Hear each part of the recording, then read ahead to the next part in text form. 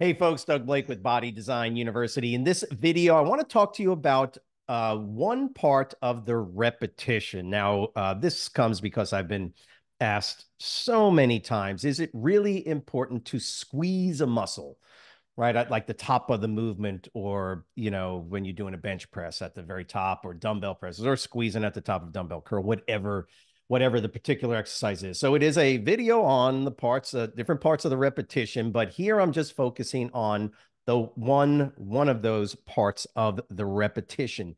Technically, there's two movement components to the repetition. There's the positive and the negative, or the concentric when the muscle is shortening under tension, and the eccentric when the muscle is lengthening under tension. Again, in the gym, when you're training, we simply say the positive, right? The muscle shortens and you pull up, and the negative. So there's a lot of interesting physiology and biomechanics that go along with understanding those components of the repetition. But those are the two movement components. Now, depending on the exercise, depending on the muscle, depending on the modality of training that you're doing, whether it's cables, free weights, or machines, there's at least one, potentially two other components to the repetition.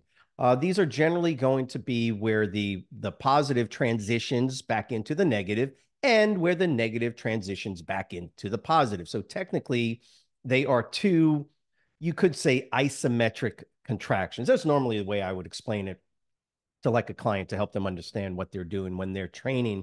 And so for sure, there is always going to be one, but not always two of these isometric contractions where there is tension generated because of the load imposed on the particular muscle. And I'll explain that to you in a second. But the idea is that you're doing your positive and your negative, and then you're pausing in, say, the bottom, like you're doing a dumbbell curl. You pause in the bottom, and then you'll see most people will come up and they'll squeeze at the top. And you would say to yourself, well, there's four parts to the repetition. And in that case, okay, I'll say yes, I'll agree with you. That's not really the question that I've had people ask me. The question is it necessary to squeeze at the very top of the concentric prior to going into the eccentric?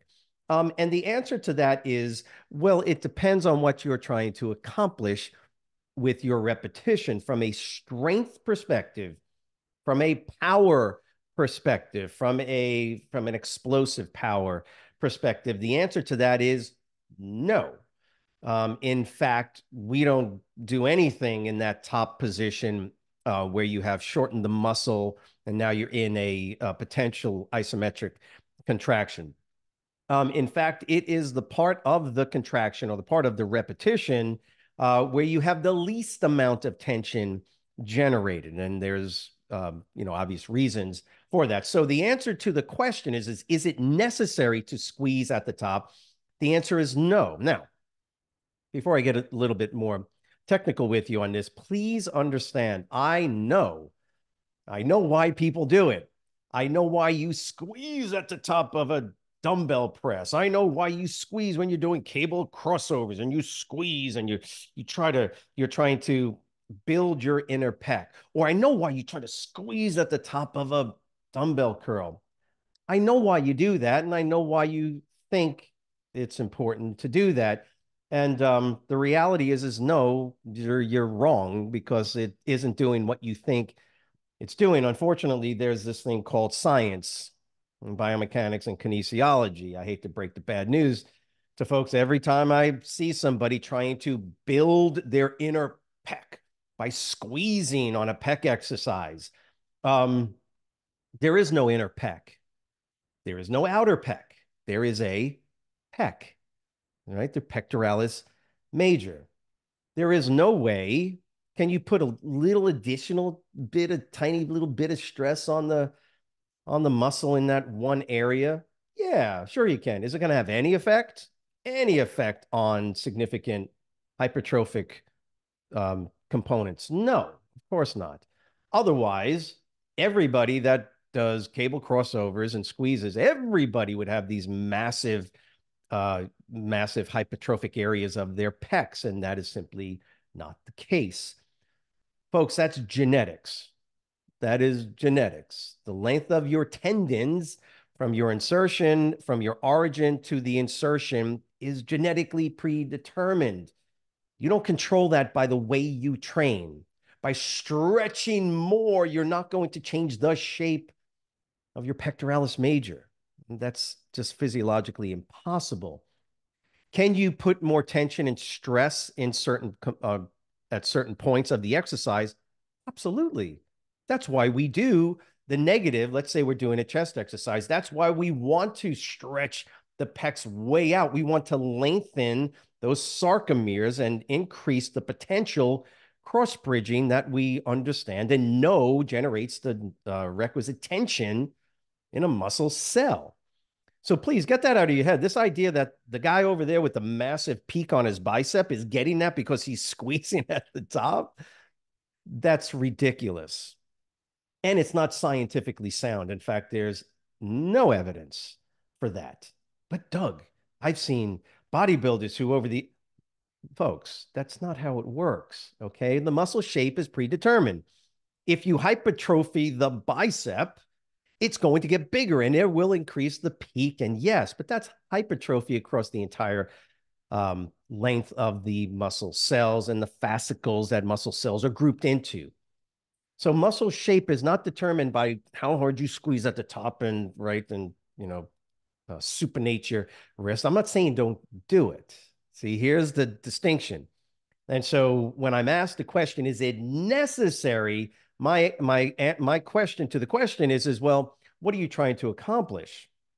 Because if you're trying to increase overall, power tension levels, no, don't stay up here on a dumbbell curl. No. Get out of that as soon as you can. Your positive needs to go right back into your negative with no pause at the top because the meat and potatoes, when it comes to greater tension development in a muscle, is always going to be on the negative or eccentric and then into the, I call it the stretch. That's the lengthened position, the stretch isometric component of the repetition. Hope that makes sense. Think about every muscle you train. There is a peak contraction where the muscle is at its shortest length under tension. Yes, there's nothing wrong with holding a lateral raise up at the top.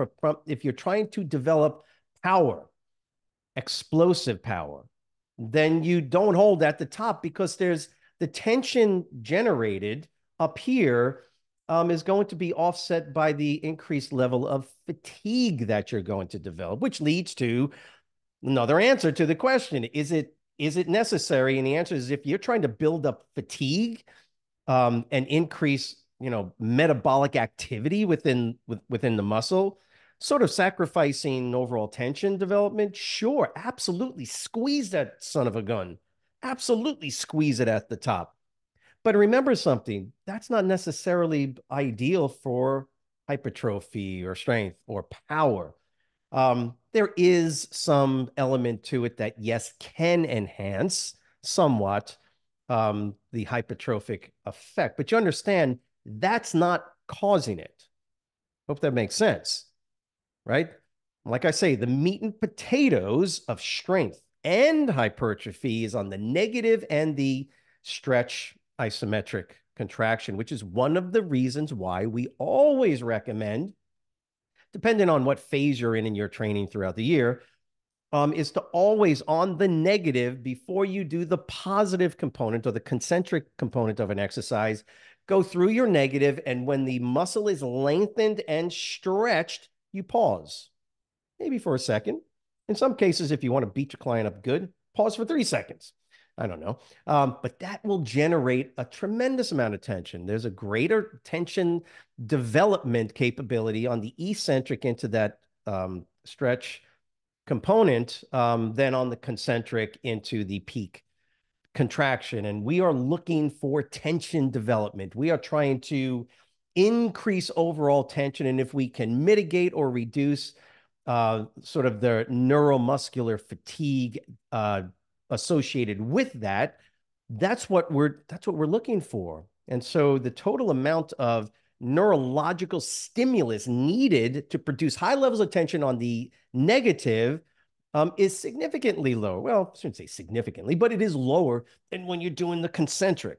You must do all three of those: concentric, eccentric, stretch, isometric.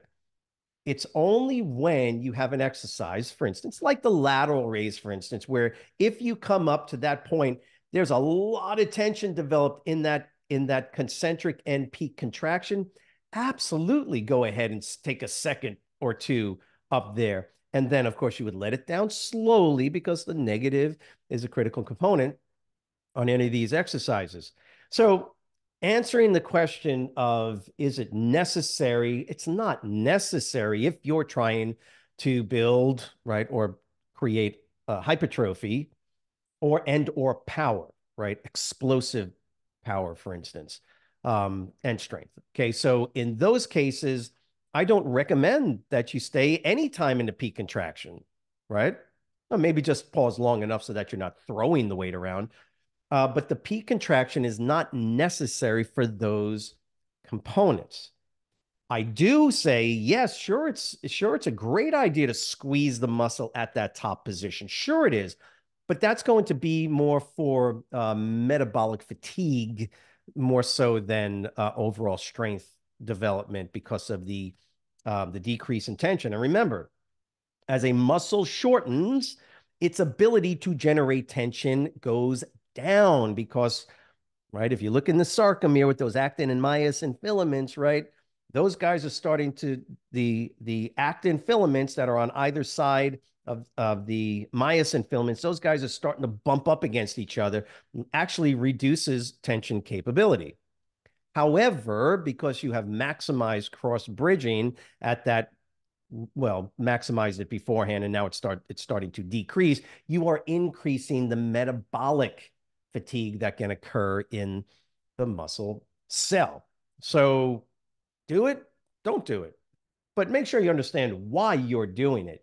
And if you're doing it because you think you're going to develop a peak on your bicep, sorry. How about you just work those guys, get them bigger, get them stronger, and don't hurt yourself. And if you're training people, make sure you're not hurting them either. You're not swinging and throwing things around. They are controlled, smooth, right? Slow on that negative, pausing in the stretch isometric, and then moving up into the positive. That is the general vanilla flavor of how you perform these exercises. So I hope this is helpful. And by the way, if it made sense to you, write the word understand in the comment section below. Remember, every Wednesday night, to help you in your understanding of the materials that you're going through, of course, taking you to your exams as well, we have a study session using Quizlet Live, right? So it's a game. It's a game we play 30 minutes every Wednesday night. A lot of fun, very helpful.